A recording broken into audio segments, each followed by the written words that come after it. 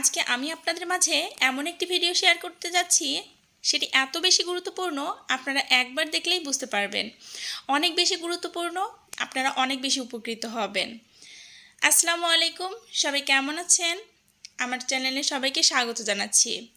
আমি আবারও হাজির হয়েছি আপনাদের মাঝে নতুন একটি খুবই গুরুত্বপূর্ণ ভিডিও নিয়ে।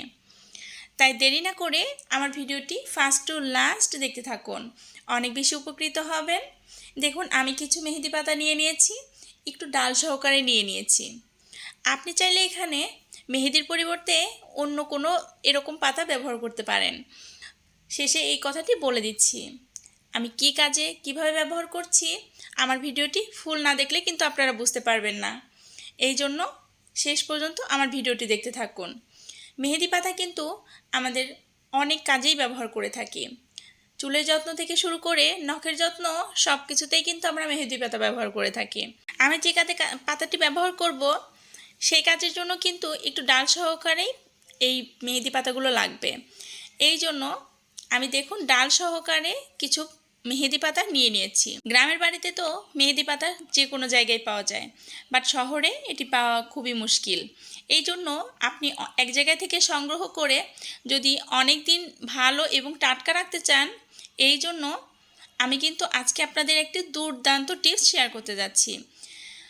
অনেক বেশি টাটকা এবং অনেক সুন্দর থাকবে এই পাতাগুলো। এমন মনে হবে যেন গাছ থেকে এইমাত্র আপনি টাটকা পাতা উঠিয়ে নিয়ে আসলেন। আমি আমার নখের যত্নে তো মেহেদি মাস্ট নিব বা নিয়ে থাকি। সারা বছরই আমি মেহেদি নিতে খুবই পছন্দ করি আমার নখে।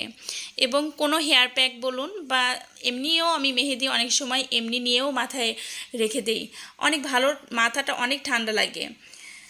তাই অনেক সময় দেখা যায় যখন আমরা মেহেদি পাতাটা উঠিয়ে নিই, তখন কিন্তু টাটকা থাকলেও তার কিছু সময় পর থেকে পাতাটা শুকিয়ে একদম মেহেদি পাতা জীবাণু নষ্ট করতে কিন্তু অনেক বেশি কার্যকরী। নখকুনি হলে কিন্তু এই মেহেদি পাতা একটু বেটে লাগিয়ে নিলে বেশি উপকার হয়। দেখুন, আমি এখানে একটি পাত্র নিয়ে নিয়েছি। এই একটি কৌটার মুখ আমি নিয়ে নিয়েছি। এখানে কিছুটা পানি দিয়ে দিয়েছি।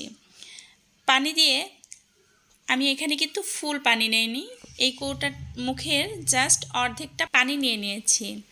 এবং এই যে আপনাদের দেখানো যে মেহেদি পাতার ডালগুলো আমি ছোট ছোট করে সাইজ করে কেটে নিয়েছি।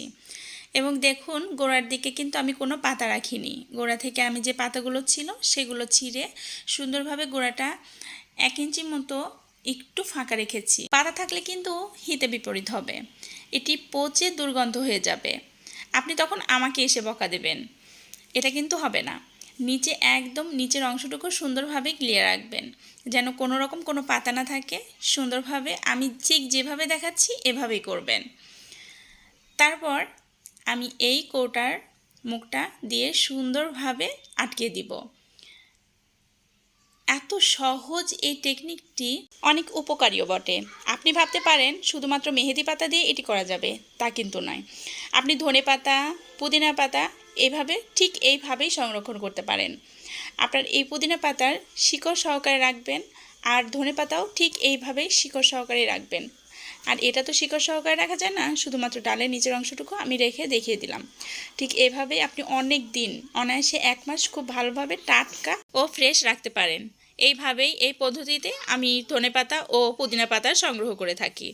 অনেক বেশি কার্যকরী এই টিপসটি। 1 মাসেরও অধিক সময় এটি রেখে আপনি ফ্রেশ খাবারের স্বাদ পেতে পারেন। আমার বাসায় ধনেপাতা বা পুদিনা পাতা কোনোটাই ছিল না। ভাবলাম মেহেদিও তো আমি এভাবেই সংরক্ষণ করি, তাহলে মেহেদি দিয়েই বুঝিয়ে দিই। আপনারা পাতা, মেহেদি বা পুদিনা পাতা সবগুলো এভাবেই সংরক্ষণ করতে পারবেন। ফ্রিজে একদম ফ্রেশের একটা টেস্ট নিয়ে অনেক ভালোভাবে রেখে দিতে পারবেন। আশা করি অন্য সব ভিডিওর মতো আজকের ভিডিওটি অনেক বেশি কাজে আসবে। এত সময় পাশে থেকে আমার ভিডিওটি দেখার জন্য ধন্যবাদ। আজকের মতো বিদায় নিচ্ছি। খোদা হাফেজ।